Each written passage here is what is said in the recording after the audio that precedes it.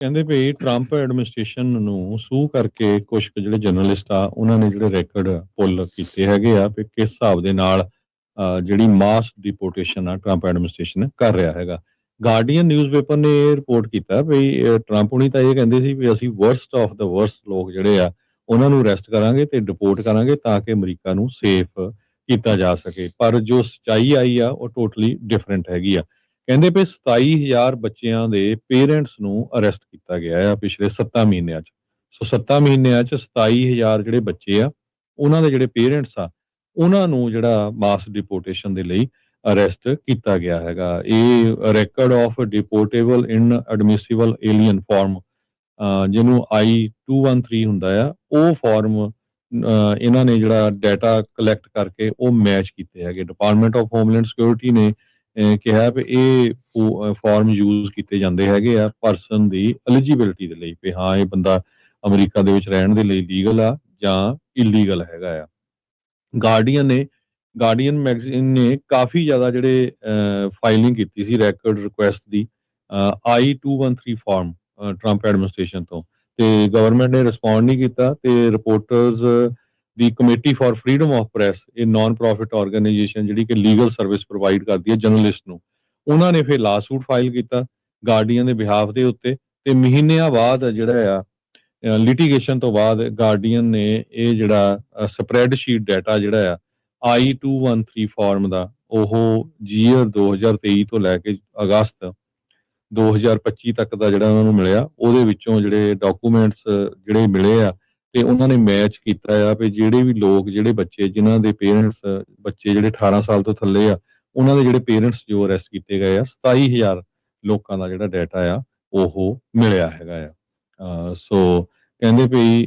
ਜਿਹੜਾ impact of family separation ਆ ਉਹ ਅਸੀਂ 86%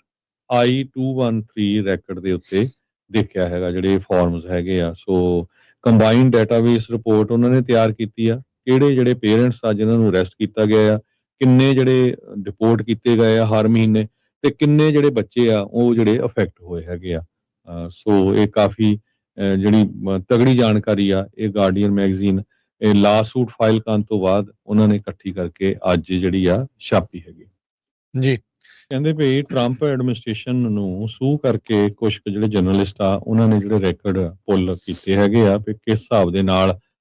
ਜਿਹੜੀ ਮਾਸ ਡਿਪੋਰਟੇਸ਼ਨ ਆ ਟਰੰਪ ਐਡਮਿਨਿਸਟ੍ਰੇਸ਼ਨ ਕਰ ਰਿਹਾ ਹੈਗਾ। ਗਾਰਡੀਅਨ ਨਿਊਜ਼ਪੇਪਰ ਨੇ ਇਹ ਰਿਪੋਰਟ ਕੀਤਾ ਵੀ ਟਰੰਪ ਹੁਣੀ ਤਾਂ ਇਹ ਕਹਿੰਦੇ ਸੀ ਵੀ ਅਸੀਂ ਵਰਸਟ ਆਫ ਦਾ ਵਰਸਟ ਲੋਕ ਜਿਹੜੇ ਆ ਉਹਨਾਂ ਨੂੰ ਅਰੈਸਟ ਕਰਾਂਗੇ ਤੇ ਡਿਪੋਰਟ ਕਰਾਂਗੇ ਤਾਂ ਕਿ ਅਮਰੀਕਾ ਨੂੰ ਸੇਫ ਕੀਤਾ ਜਾ ਸਕੇ, ਪਰ ਜੋ ਸੱਚਾਈ ਆਈ ਆ ਉਹ ਟੋਟਲੀ ਡਿਫਰੈਂਟ ਹੈਗੀ ਆ। ਕਹਿੰਦੇ ਵੀ 27,000 ਬੱਚਿਆਂ ਦੇ ਪੇਰੈਂਟਸ ਨੂੰ ਅਰੈਸਟ ਕੀਤਾ ਗਿਆ ਆ ਪਿਛਲੇ 7 ਮਹੀਨਿਆਂ 'ਚ। ਸੋ 7 ਮਹੀਨਿਆਂ 'ਚ 27,000 ਜਿਹੜੇ ਬੱਚੇ ਆ ਉਹਨਾਂ ਦੇ ਜਿਹੜੇ ਪੇਰੈਂਟਸ ਆ ਉਹਨਾਂ ਨੂੰ ਜਿਹੜਾ ਮਾਸ ਡਿਪੋਰਟੇਸ਼ਨ ਦੇ ਲਈ ਅਰੈਸਟ ਕੀਤਾ ਗਿਆ ਹੈਗਾ। ਇਹ record of deportable inadmissible alien form ਜਿਹਨੂੰ I-213 ਹੁੰਦਾ ਆ, ਉਹ ਫਾਰਮ ਇਹਨਾਂ ਨੇ ਜਿਹੜਾ ਡਾਟਾ ਕਲੈਕਟ ਕਰਕੇ ਉਹ ਮੈਚ ਕੀਤੇ ਹੈਗੇ। ਡਿਪਾਰਟਮੈਂਟ ਆਫ ਹੋਮਲੈਂਡ ਸਿਕਿਉਰਿਟੀ ਨੇ ਕਿਹਾ ਵੀ ਇਹ ਫਾਰਮ ਯੂਜ਼ ਕੀਤੇ ਜਾਂਦੇ ਹੈਗੇ ਆ ਪਰਸਨ ਦੀ ਐਲੀਜੀਬਿਲਟੀ ਦੇ ਲਈ ਵੀ ਹਾਂ ਇਹ ਬੰਦਾ ਅਮਰੀਕਾ ਦੇ ਵਿੱਚ ਰਹਿਣ ਦੇ ਲਈ ਲੀਗਲ ਆ ਜਾਂ ਇਲੀਗਲ ਹੈਗਾ ਆ। ਗਾਰਡੀਅਨ ਮੈਗਜ਼ੀਨ ਨੇ ਕਾਫੀ ਜ਼ਿਆਦਾ ਜਿਹੜੇ ਫਾਈਲਿੰਗ ਕੀਤੀ ਸੀ ਰੈਕੋਰਡ ਰਿਕੁਐਸਟ ਦੀ I-213 ਫਾਰਮ ਟਰੰਪ ਐਡਮਿਨਿਸਟ੍ਰੇਸ਼ਨ ਤੋਂ, ਤੇ ਗਵਰਨਮੈਂਟ ਨੇ ਰਿਸਪੌਂਡ ਨਹੀਂ ਕੀਤਾ ਤੇ ਰਿਪੋਰਟਰਸ